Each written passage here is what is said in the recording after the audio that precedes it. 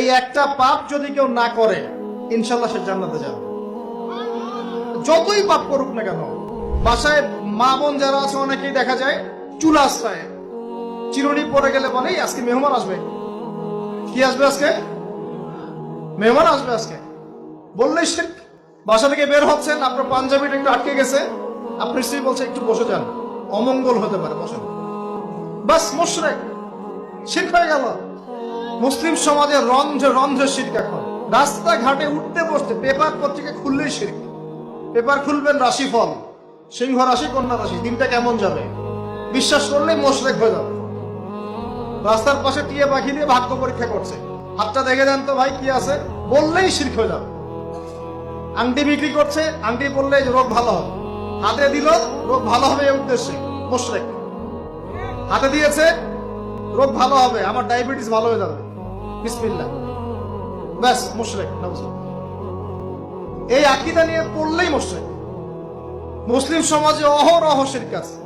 আবু জেহেলের যুগে কি ছিল ভাই? আবু জেহেলের যুগে অনেকদিন বলেছি মেজর 5টা সমস্যা ছিল। কয়টা? মেজর 5টা। মাইনর সমস্যা অনেক, মেজর 5টা। এক, আবু জেহেলের যুগের বেশিরভাগ মানুষ শিরক করতো। কি করতো ভাই?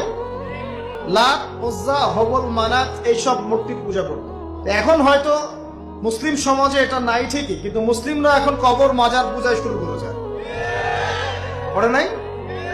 মুসলিমরাও এখন নেক্সট সুরতে ধোকা খাচ্ছে। শিরক তো আমাদের সমাজে চলছে। শিরক কি হয় কেন আমি লেকচার দিয়েছি, দেখবেন মুসলিম সমাজে কত শিরক চলছে। আবু জেহেলের যুগে শিরক ছিল, এগুলো বলতে থাকলে এটা নিয়ে আলোচনা করতে হবে। আলোচনার টপিক আমার আছে অন্য। আবু জেহেলের যুগে কি ছিল ভাই? শিরক ছিল, সমাজে রন্ধ্রে রন্ধ্রে শিরক ছিল। এখনকার সমাজেও শিরক আছে। তারা লা ইলাহা ইল্লাল্লাহ না পড়ে শিরক করতো, আমরা পড়েও শিরক করি। আল্লাহ পাক আমাদের সবাইকে শিরকের পাপ থেকে হেফাজত করুন বলি। এই একটা পাপ যদি কেউ না করে ইনশাল্লাহ সে জান্নাতে যাবে।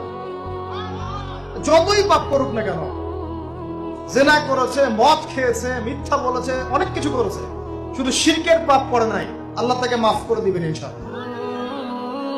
বিশ্বাস করলেন না কথাটা? নবীজি বলেছেন এই উম্মতের যে কোনো ব্যক্তি যতই পাপ করুক না কেন আল্লাহ পাক সমস্ত পাপ মাফ করতে পারে, কিন্তু শিরকের গুনাহ আল্লাহ পাক মাফ করে। তওবা করে যদি মারা না যায় মাফ করবেন। একটা এক্সাম্পল দিয়ে বুঝাচ্ছি তাহলে ক্লিয়ার হয়ে যাবে। মনে করেন কেউ একজন জেনা করেছে, তওবা করার সুযোগ হয় নাই, মারা গেছে, নাউযুবিল্লাহ। এখন আল্লাহ পাক কিয়ামতের মাঠে এই জেনার পাপটা মাফ করে দিতে পারেন, যদিও সে তওবা করে নাই। যদিও সে তওবা করে নাই, আল্লাহ পাক এই পাপটাও মাফ করতে পারেন। কিন্তু একজন ব্যক্তি শিরক করেছে, তওবা করে নাই, কিন্তু এই অবস্থায় যদি কাল কিয়ামতের মাঠে আল্লাহর সাথে সাক্ষাৎ করে, আল্লাহ তার গুনাহ মাফ করবেন। এই শিরক আর অন্য পাপের এই হলো পার্থক্য। তাহলে সবচেয়ে কোন বিষয়টা থেকে আমাদের বেঁচে থাকা উচিত ভাই? শিরক কিও কেন, একটা বই পাওয়া যায়, কিনে নিবেন। কিতাবুত তাওহীদ একটা বই আছে, পড়ে নেবেন। কুরআন সুন্নাহর আলোকে বিশুদ্ধ আকীদা, এরকম অনেক বই পাওয়া যায়। আর আকীদা সংক্রান্ত একটা অনবদ্য বই হলো আল আকীদা আত-তাহাওয়িয়া। এই 4-5টা বই পড়লে আপনার শিরকের কনসেপ্ট ক্লিয়ার হয়ে যাবে ইনশাআল্লাহ। আল্লাহ পাক আমাদেরকে পড়াশোনা করার তৌফিক দান।